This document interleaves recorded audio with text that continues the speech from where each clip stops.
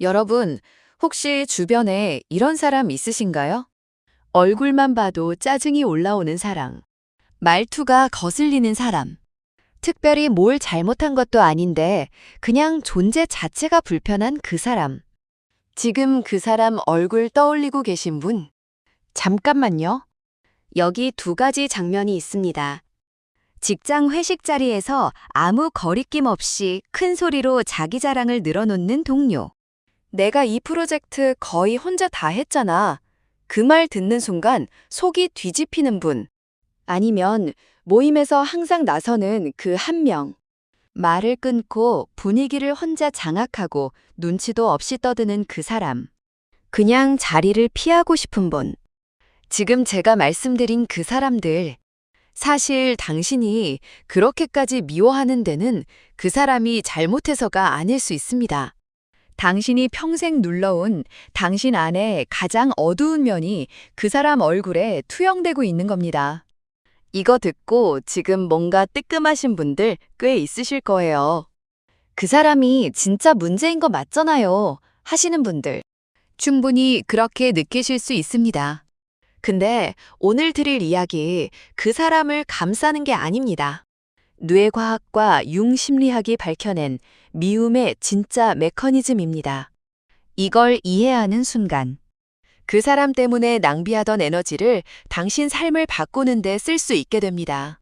오늘 드릴 카드 딱 하나. 끝까지 함께 해주세요. 바로 시작합니다. 칼 구스타프 융. 스위스의 정신의학자이자 프로이트의 제자였던 인물입니다. 그는 평생 하나의 질문을 파고들었습니다.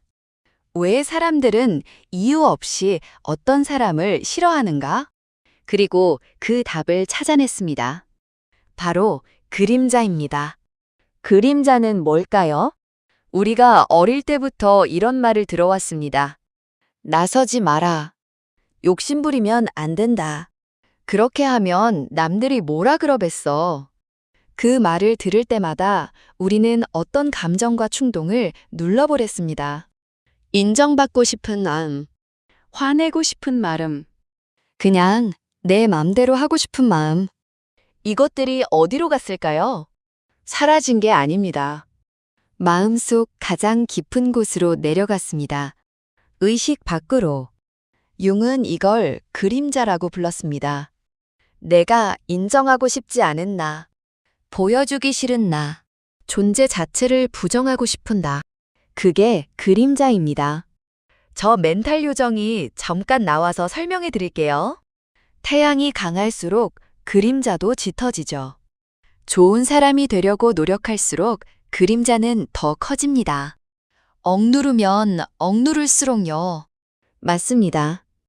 착하게, 바르게, 성실하게 살아온 분일수록 그림자는 오히려 더 깊고 짙게 쌓여 있습니다.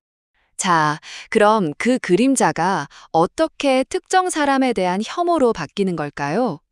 심리학에서는 이걸 투영이라고 합니다.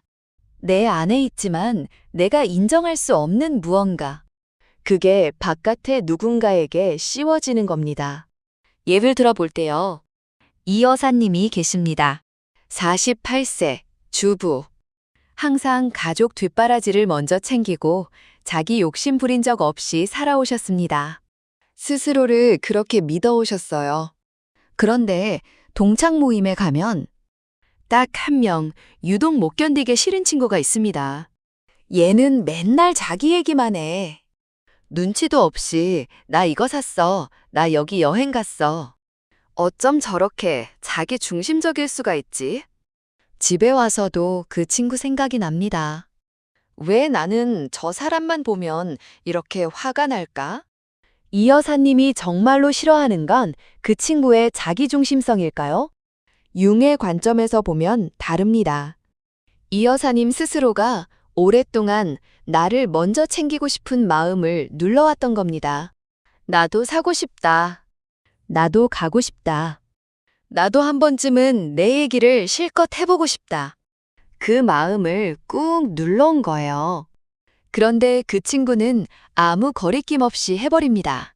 그게 보이는 순간 이 여사님 안의 그림자가 깨어납니다. 그리고 그 분노는 사실 그 친구를 향한 게 아닙니다. 오랫동안 억눌린 자기 자신을 향한 겁니다. 뇌과학에서도 이걸 뒷받침합니다. fMRI 연구에 따르면 타인의 특정 행동에 과도하게 분노할 때 내측 전전두엽이 활성화됩니다. 이 부위는 자기 인식과 연결된 영역입니다. 즉, 뇌가 이렇게 반응하는 겁니다. 저건 나한테도 있는 건데. 여기서 이런 생각하시는 분 반드시 있습니다. 근데 그 사람이 진짜로 잘못한 거 맞잖아요. 저한테 실제로 피해를 줬어요. 그것도 다 제 그림자 때문이에요? 아닙니다. 오해하시면 안 됩니다. 잘못한 사람의 잘못을 덮으라는 이야기가 아닙니다. 피해를 참으라는 이야기도 아닙니다. 융 심리학이 말하는 건 이겁니다. 10명이 같은 사람을 봤을 때 9명은 그냥 지나치는데 유독 1명만 불같이 분노한다면 그 1명 안에 뭔가가 건드려진 겁니다. 박 사장님 이야기를 해볼게요. 55세, 자영업자. 30년 넘게 성실하게 살아오셨습니다. 그분의 오랜 지인 중에 1명이 있는데요. 말이 좀 거친 편입니다. 회식 자리에서 불쑥불쑥 직언을 합니다. 야, 그건 아니지. 그게 맞는 얘기야? 다른 사람들은 좀 웃고 넘기는데. 박 사장님만 밤새 그 말이 머릿속에서 맴돕니다. 잠도 못 주무실 때가 있어요. 왜 그럴까요? 박 사장님은 평생 말 함부로 하지 않는 사람이고 싶었습니다. 그 욕구를 스스로 엄격하게 눌러오셨어요. 그런데 그 지인은 거침없이 해버립니다. 박 사장님의 분노는 두 겹입니다. 하나는 그 지인을 향한 것, 또 하나는 그렇게 하고 싶었지만 못해왔던 자신을 향한 것. 워런 버핏은 이런 말을 한 적이 있습니다. 나는 내가 싫어하는 사람들에게서 나를 본다. 철학자 쇼펜하우어도 말했습니다. 우리가 타인 안에서 미워하는 것은 우리 스스로 가진 것이다. 그렇다면 우리는 어떻게 해야 할까요? 그 사람을 참아야 할까요? 용서해야 할까요? 아닙니다. 그림자를 다루는 방법은 통합입니다. 억누르는 게 아니라, 아, 나한테도 이런 게 있구나. 인정하는 겁니다. 여기서 제가 드릴 기법이 있습니다. 그림자 일기법입니다. 방법은 간단합니다.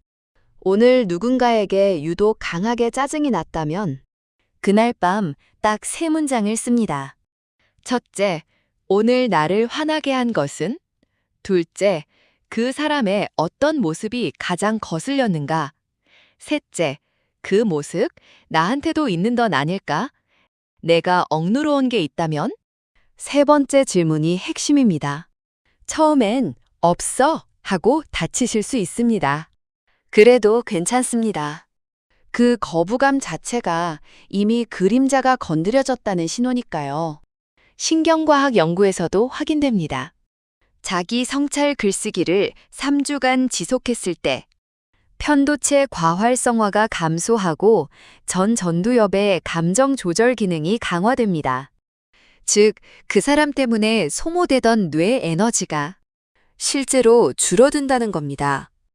그림자를 보는 건 자학이 아니에요. 자신을 더 넓게 이해하는 거예요. 어두운 면까지 품는 사람이 결국 더 단단해집니다. 정리해 드릴게요. 내가 누군가를 유독 강하게 싫어할 때, 그건 그 사람의 문제이기도 하지만, 동시에 내가 오랫동안 억눌러온 무언가가 건드려진 신호일 수 있습니다. 그게 융이 말한 그림자입니다. 그 사람을 바꾸려 하지 않아도 됩니다. 그 사람을 용서하려 애쓰지 않아도 됩니다. 그냥 오늘 밤 그림자 일기 3문장만 써보세요. 오늘 나를 가장 짜증나게 한 건 무엇이었나? 그 사람의 어떤 모습이 거슬렸나? 그 모습 내 안에도 있을까? 그 3문장이 지금 당신을 갉아먹고 있는 분노로부터 당신을 자유롭게 해줄 겁니다. 오늘 영상이 도움이 되셨다면 구독과 좋아요, 그리고 댓글 하나 남겨주세요. 나도 그 사람이 있다 한마디면 충분합니다.